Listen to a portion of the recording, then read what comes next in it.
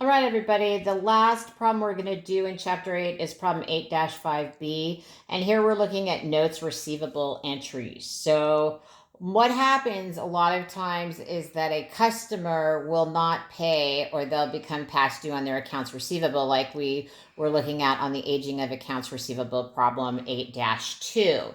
And so sometimes what'll happen is that the seller, our company, where the perspective we're looking at from today, says, listen, I'm going to turn you over to collections, or I'm going to have you turn your accounts receivable into a notes receivable. And the notes receivable is a more formal document. So it's better to try and collect in a court of law, even if that's bankruptcy court. Additionally, it has a set due date, and it also has interest earned on it.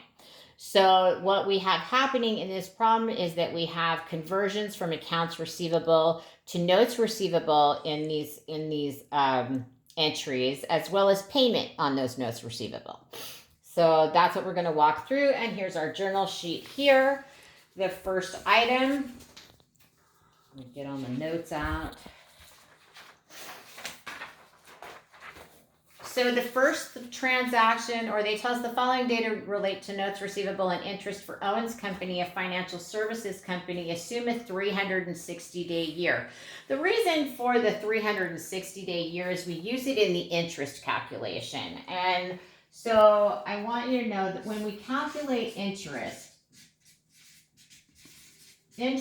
equals principal, which I always spell wrong, times rate, which is the interest rate, times time. So if time is, it's a whole number, if greater than 1 year,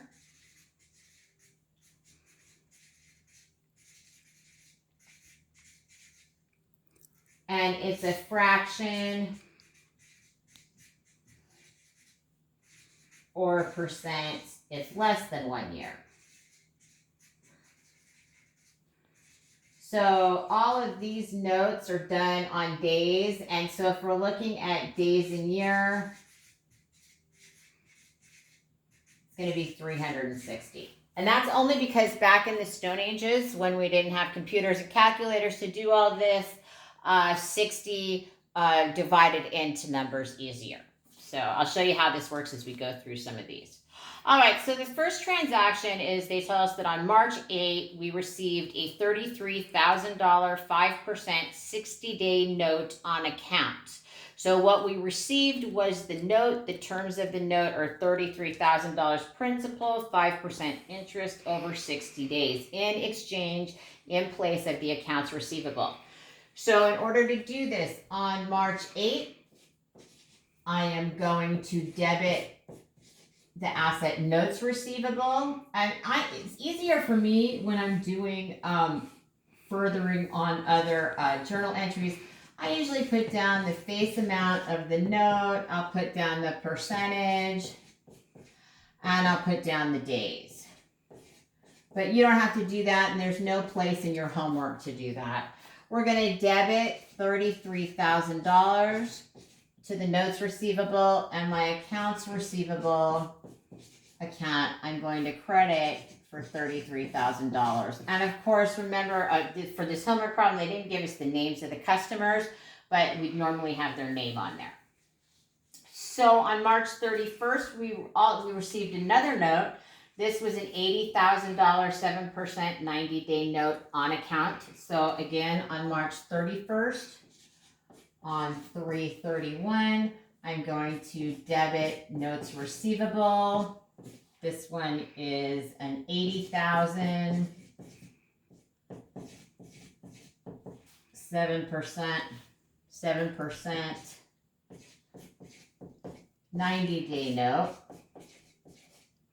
And so we're going to debit $80,000, and we're going to credit the accounts receivable for that customer for $80,000. And And these kind of transactions are pretty typical when we're looking at, especially now, with so many small businesses, they pay their balances every 90 days when they have cash coming in. So a lot of times this never has to happen. But in a situation like with COVID virus, we're going to have customers that aren't going to be able to pay us. Let's say they're restaurants or service industries that have been shut down. So we might just extend it out that way to make sure that everything's taken care of. All right, then on May 7th, they tell us that we received $33,275 on the note of March 8th. So this is our March 8th note. So they're telling us we got paid on May 7th. And remember, it's 60 days, so you usually wait the full 60 days to pay on a note because you can hold on to that money until the last minute. The company received cash of $33,275. So we're going to debit or increase cash for that. But the notes receivable is only for $33,000. And generally in later chapters, you're actually going to have to calculate this using the formula there. But the remainder is going to be credited to interest revenue. And I just calculated it out as 33,000 minus the 275. So that's going to be 275 of interest revenue. However, if you wanted to calculate this out using our interest formula, so if I were to say on 5/7 interest revenue, it would equal the 33,000 times 0.05 times 60 over 360 days, and that would give you $275. And I type it in just like this into my calculator and it comes out. So if you're doing a problem at some point later on this semester or in 116B, you use that interest formula for that. All right, so on May 16th, we received a $72,007 90-day note on account. So again, we know how this journal entry works. We've got on May 16th, we've got a notes receivable of $72,000. $72,000, and that's got 7%. Oops. And it's 90 days. And it's also not uncommon to see that the interest charged on a note will go up the more days you have to pay because, right, the more days we have to pay, the less chance we have that we're going to collect it. So we're going to debit the notes receivable for $72,000. And we're going to credit accounts receivable for $72,000. Now we're into June. We've got a new note, received a $36,000, 6% 45-day note on account. So we're just going to put that in. So we've got June 11th. We've got a notes receivable for a total of $36,000. It's got 6%, 45 days. Kind of showing the assumption that we're going to charge more interest. We see it's in between 60 days and 90 days, so they're going to have to pay one more percentage in interest. That amount is $36,000.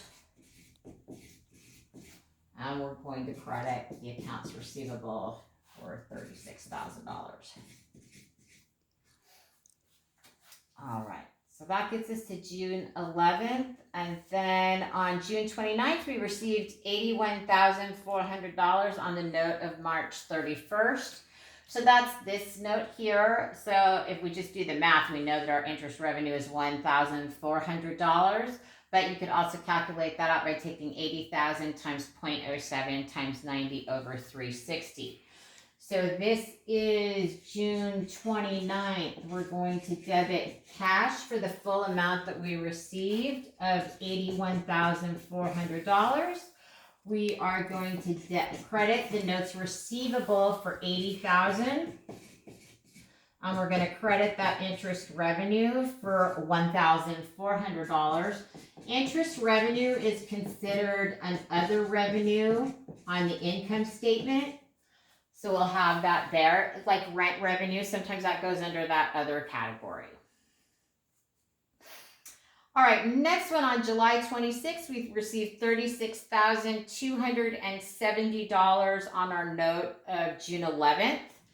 So we received $270 of interest. So on July 26th, so on 7/26, we received cash of $36,270.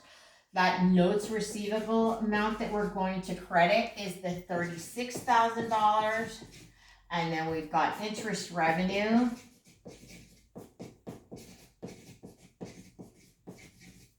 of $270.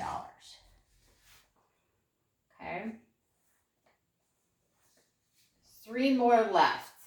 On August 4th, we received a $48,000 9% 121-day note on account.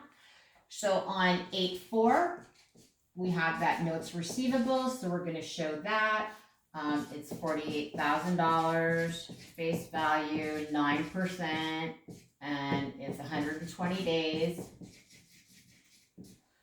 So we're going to debit the notes receivable for $48,000, and we're going to credit the accounts receivable related to that of $48,000. That's on August 4th. And then our final, and then on August 14th, we received $73,260 from the note on May 16th. So here's that note. So the 7% interest over 90 days totaled the additional $1,260. So on August 14th, we're going to record the cash. And the cash is the total debit, $73,260. We've got our notes receivable that we're going to credit for $72,000. And interest revenue,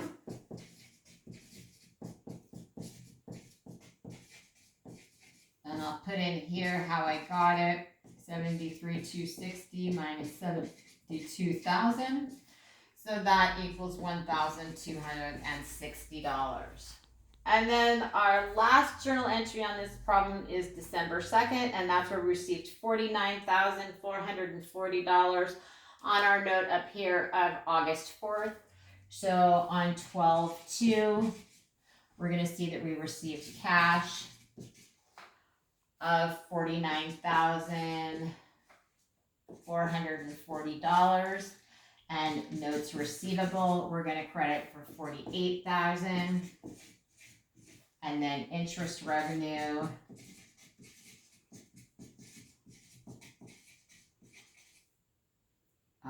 is $1,440, which I got as $49,440 minus $48,000.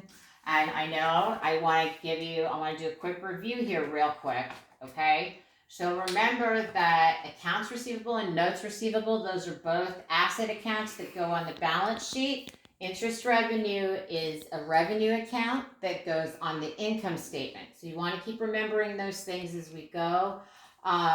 But that's how this works for Chapter 8. Please remember the interest formula that I went over at the beginning of the problem. You can calculate out, if you're just trying to see if you've got the formula down, calculate out the interest on these other notes because they all work out using that formula.